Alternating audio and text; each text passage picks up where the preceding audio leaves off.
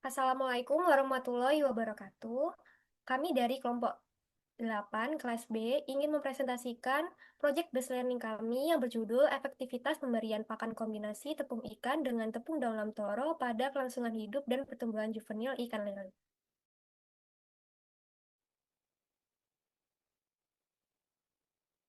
Berikut merupakan anggota kelompok kami. Kemudian selanjutnya yaitu latar belakang. Dalam upaya mengembangkan budidaya ikan lele, salah satu faktor utama yang perlu diperhatikan adalah pertumbuhan dan kelangsungan hidupnya yang bergantung pada kualitas pakan yang diberikan. Pakan yang baik harus mengandung nutrisi seimbang, terutama protein, yang berperan penting dalam pertumbuhan ikan. Salah satu pakan alternatif sumber protein nabati yang berpotensi meningkatkan pertumbuhan adalah tepung daun toro. Daun ini mengandung protein dalam jumlah yang cukup tinggi serta memiliki senyawa bioaktif yang dapat meningkatkan ketahanan tubuh ikan.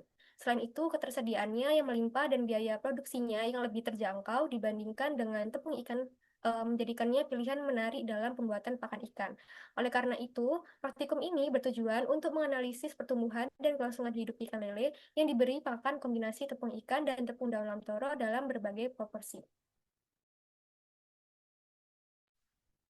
Selanjutnya adalah rumusan masalah. Bagaimana pengaruh pemberian pakan kombinasi tepung ikan dengan tepung daun lamtoro terhadap kelangsungan hidup juvenil ikan lele? Selanjutnya, bagaimana efektivitas pakan kombinasi tepung ikan dan tepung daun lamtoro dalam meningkatkan pertumbuhan juvenil ikan lele? Selanjutnya, berapa proporsi terbaik kombinasi tepung ikan dan tepung daun lamtoro untuk menghasilkan pertumbuhan optimal pada ikan lele? Selanjutnya ada tujuan. Yang pertama, menganalisis pengaruh pemberian pakan kombinasi tepung ikan dengan tepung daun lamtoro terhadap kelangsungan hidup juvenil ikan lele. Mengevaluasi efektivitas pakan kombinasi tersebut dalam meningkatkan pertumbuhan juvenil ikan lele. Menentukan proporsi terbaik antara tepung ikan dan tepung daun lamtoro untuk mendukung pertumbuhan optimal ikan lele. Untuk klasifikasinya, yaitu di mana menurut SNI tahun 2000 adalah sebagai berikut, di mana kingdomnya Animalia, filmnya Chordata, kelasnya Pisces, ordernya Ostariophysi, familinya Claridae, genusnya Claria, spesiesnya Clarias batratus. Untuk morfologi ikan lele sendiri, seperti gambar berikut, yang dimana memiliki tubuh memanjang, tidak bersisi, dan licin. Kepalanya panjang dan pipih dengan 4 pasang sungut sebagai alat peraba dan pencium. Matanya kecil, kelihatannya kurang baik, serta mulut dilengkapi dengan gigi kasar. Sirip ekornya membulat, sirip dadanya memiliki patil tajam, dan warna tubuhnya bervariasi. Ikan lele juga memiliki organ pernafasan tambahan, di mana yaitu bernama arborescent organ, yang memungkinkan bertahan di lingkungan minim oksigen. Ikan lele berhabitat di ikan jenis air tawar yang memiliki tingkat adaptasi lingkungan yang tinggi, sehingga mampu bertahan di berbagai kondisi perairan. Selanjutnya ada kebiasaan makan. Kebiasaan makan dari ikan lele ini bersifat karnivora dan juga rakus dengan kebiasaan makan di dasar perairan atau bottom feeder. Mereka memakan cacing, belatung, serangga, dan juga kutu air serta membutuhkan pakan tinggi protein hewani. Lele juga memiliki sifat kanibal jika kekurangan pakan. Mereka kurang menyukai makanan dari tumbuhan. Kebiasaan makan dan juga kebutuhan pakan lele dipengaruhi oleh jenis, jumlah, serta kondisi makanan yang tersedia.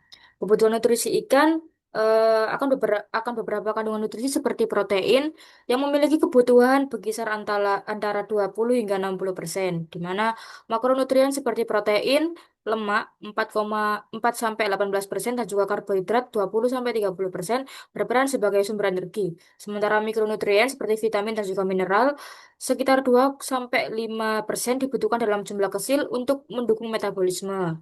Kemudian tepung ikan dan juga kandungannya.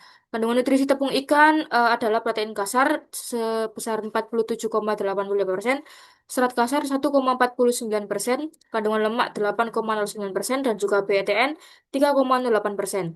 Hasil analisis ini diperoleh rata-rata kandungan protein pada 5 jenis tepung ikan berada di angka 64,27% sesuai dengan standar SNI.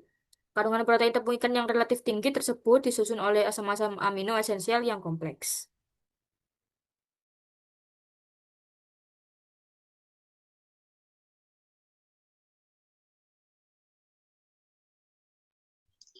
Selanjutnya yaitu terdapat daun lamtoro dan kandungannya. Kandungan protein lamtoro mencapai 29,20% dan beta karoten mencapai 237,50 mg per kilo. gram. Komposisi asam amino daun lamtoro hampir seimbang dengan tepung ikan.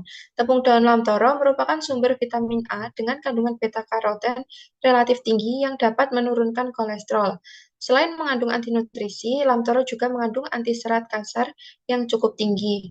Selanjutnya yaitu ada pakan pelet, di mana pakan dibedakan menjadi dua, yaitu pakan alami dan pakan buatan. Pakan alami yaitu seperti cacing sutra yang kaya akan protein, mudah dicerna dan menarik perhatian ikan. Sedangkan pakan buatan seperti pelet yang dibuat dari bahan alami dan olahan mengandung nutrisi lengkap seperti protein, lemak, karbohidrat, vitamin, dan mineral. Lele membutuhkan pakan berprotein sekitar 32-35%. Pelet bisa dibuat sendiri dari bahan lokal seperti tepung ikan, kedelai, jagung, dan dedak. Pemberian pakan yang sesuai mempercepat pertumbuhan dan menjamin kelangsungan hidup ikan.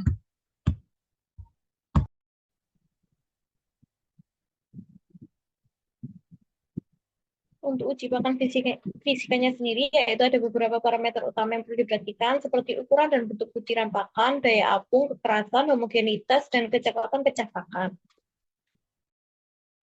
Selanjutnya yaitu ada uji biologis. Uji pakan biologi ini dilakukan melalui analisis parameter kuantitatif seperti peningkatan berat, digestibilitas, konsumsi pakan, serta respon fisiologis termasuk enzim pencernaan, indikator stres, dan kondisi organ pencernaan dengan desain percobaan sistematis guna memastikan validitas statistik. Selanjutnya ada uji kimia, di mana uji ini bertujuan untuk menganalisis komposisi nutrisi dalam pakan yang diberikan. Kemudian metode utama yang digunakan dalam uji ini adalah analisis proksimat yang mencakup pengukuran kadar protein, lemak, serta serat kasar, kadar air, abu, dan ekstrak tanpa nitrogen atau BTN dalam pakan.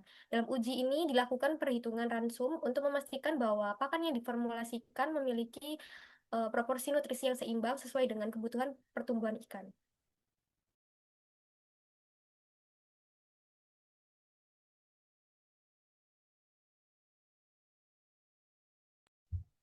Selanjutnya yaitu ada metodologi, waktu dan tempat dilaksanakan di Lab Nutrisi Fakultas Perikanan dan Kelautan Universitas Airlangga pada tanggal 26 Februari sampai 26 Mei 2025. Alat dan bahannya sendiri yaitu alatnya kita memerlukan wadah, aerator, timbangan digital, pH meter, termometer, nampan, dan oven. Sedangkan bahannya kita membutuhkan juvenil ikan lele, tepung ikan, dan tepung daun lamtoro, premix, minyak ikan, tepung tapioka, vitamin, dan mineral mix. Untuk langkah kerjanya sendiri yaitu pertama kita mempersiapkan bahan pembuatan pakan berupa tepung ikan dan tepung daun lamtoro, kemudian pembuatan pelet dengan menimbang bahan utama. Selanjutnya dilakukan produksi bahan perekat dengan memanaskan setengah liter air kemudian diencerkan. Setelah itu ditimbang, dilakukan pencampuran dari komponen pakan yang akan dibuat secara bertahap. Pencampuran tepung ikan sebanyak 50% dengan tepung lamtoro 50%. Dan di akhir ditambahkan dengan bahan perekat yang sebelumnya telah dibuat. Kemudian pengukusan bahan campuran tersebut. Dilakukan proses fermentasi selama 2 kali 24 jam dan diamati pertumbuhan jamur. Dilakukan dengan proses pencetakan dengan alat pencetakan pakan. Hasil cetak kemudian dikeringkan di bawah sinar matahari.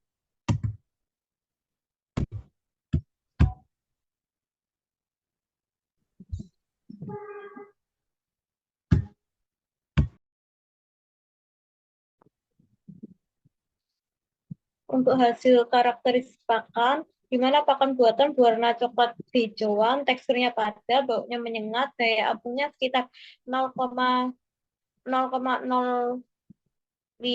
kecepatan tenggelamnya 9-97 atau kurang lebih 2,06, untuk pakan hancurnya 0,48 atau 0,02. Sedangkan untuk pakan komersialnya berwarna coklat cerah, padat, menyengat, daya apungnya 100, kecepatan tenggelamnya 0,38 dengan pakan hancurnya 0,27. Untuk pengukuran bobotnya, di mana berat awalnya itu 33,75 gram, berat akhirnya 37,36 gram.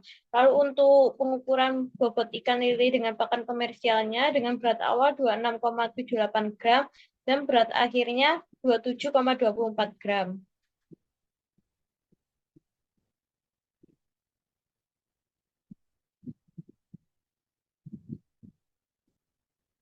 Untuk hasil survival rate-nya dengan yang menggunakan pakan buatan dengan survival rate 87,5% dengan pakan komersial 87,5%. Sedangkan untuk SGR-nya dengan pakan buatannya SGR-nya 0,361%, lalu untuk pakan komersialnya 0,046%. Lalu untuk FCR pakan buatan yaitu 15,09 gram dan untuk FCR pakan komersialnya 24,34 gram.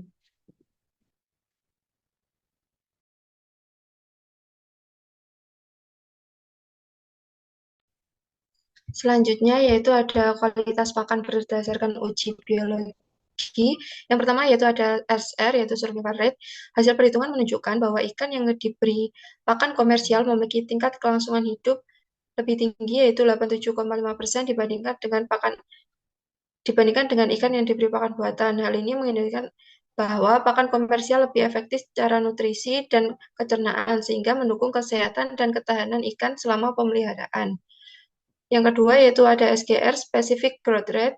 SGR benih ikan lele selama 10 hari menunjukkan bahwa ikan yang diberi pakan buatan memiliki SGR lebih tinggi, yaitu sebesar 0,361% dibandingkan dengan yang diberi pakan komersial sebesar 0,046%. Hal ini menunjukkan bahwa pakan buatan dapat mendukung pertumbuhan ikan. SGR yang tinggi mencerminkan efisiensi pemanfaatan pakan serta lingkungan yang mendukung. Ketiga yaitu ada FCR, Food Conversion Rate. Nilai FCR menunjukkan bahwa pakan komersial yaitu sebesar 2,44 lebih efisien dan berkualitas dibandingkan pakan buatan yaitu 3,75 karena lebih mudah dicerna dan nutrisinya lebih tersedia sehingga mendukung pertumbuhan ikan secara optimal. Selanjutnya yaitu ada bobot ikan. Ikan lele yang diberi pakan buatan mengalami peningkatan bobot lebih besar, yaitu dari 33,75 gram menjadi 37,36 gram dibandingkan dengan yang diberi pakan komersial sebesar 26,78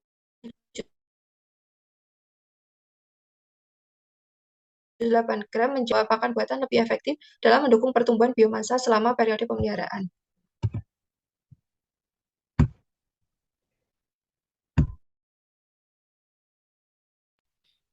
Selanjutnya adalah kualitas pakan berdasarkan uji fisika. Pertama adalah bau dan warna. Pakan buatan berwarna coklat kehijauan dan berbau menyengat akibat pigmen alami daun lamtoro serta proses pemanasan. Warna ini cenderung gelap karena tidak melalui proses blanching atau fermentasi yang dapat memudarkan pigmen. Bau menyengat berasal dari senyawa seperti mimosin dan tanin yang dapat dikurangi melalui fermentasi.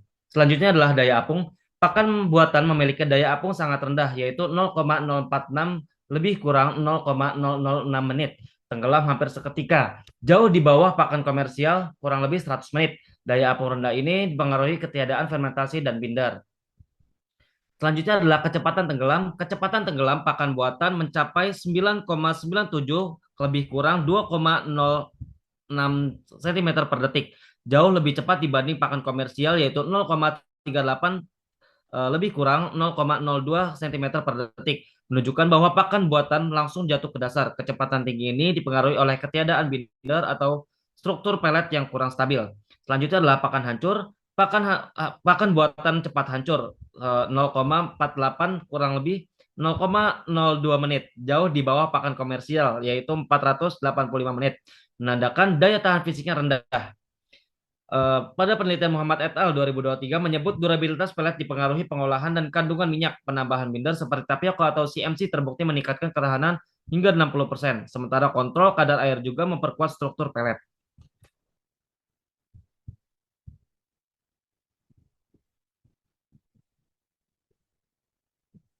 Untuk kualitas pakan berdasarkan uji kimia sendiri, yaitu di mana memiliki komposisi nutrisi yang terkandung di dalamnya yang sangat krusial untuk mendukung pertumbuhan, kesehatan, dan produktivitas hewan ternak atau ikan.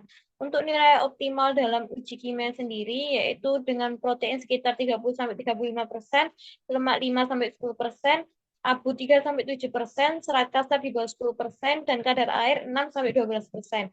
Dianggap memiliki nilai kimia yang optimal untuk mendukung pertumbuhan ikan lele yang sehat dan efisien. Pakan yang memenuhi standar ini akan meningkatkan konsumsi pakan, efisiensi pemanfaatan nutrisi, dan hasil produksi budidaya ikan lele di Indonesia.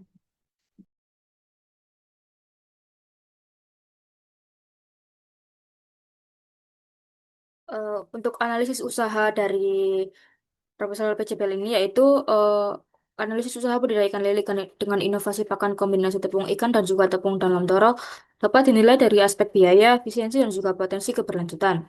Tepung dalam toro menjadi alternatif yang kaya protein nabati dan juga senyawa bioaktif yang dapat dimanfaatkan untuk menurunkan biaya pakan tanpa mengorbankan kualitas nutrisi. Manfaat bahan baku lokal seperti daun dalam toro sangat membantu efisiensi biaya dan juga meningkatkan keuntungan karena harga tepung daun toro yang jauh lebih murah dibandingkan tepung ikan. Selain itu, pakan kombinasi ini juga mendukung keberlanjutan usaha karena mengurangi ketergantungan pada sumber protein hewani dan memanfaatkan sumber daya lokal yang melimpah. Bahwa ini adalah hasil analisis SWOT, yaitu yang strength yang pertama adalah biaya terjangkau, ketersediaan bahan dan juga kandungan protein yang tinggi. Weakness, kandungan anti nutrisinya yang bila salah salah diolah akan menyebabkan toksik. Kemudian opportunities di pemasaran lokal dan juga keberlanjutan usaha dan juga yang trade pengelolaan yang tidak tepat persaingan pasar.